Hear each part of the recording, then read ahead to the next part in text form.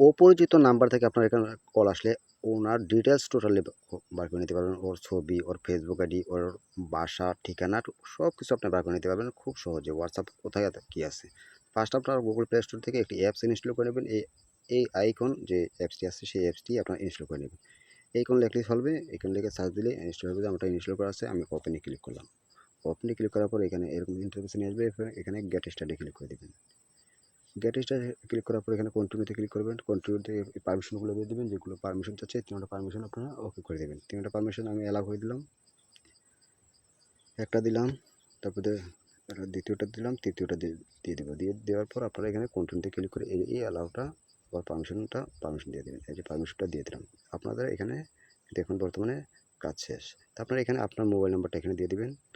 তা আমি আমার মোবাইলটার নাম্বারটা দিয়ে দিলাম। দেওয়ার পর এখানে একটু সময় নেবে, 100 পর্যন্ত আপনারা অপেক্ষা করবেন।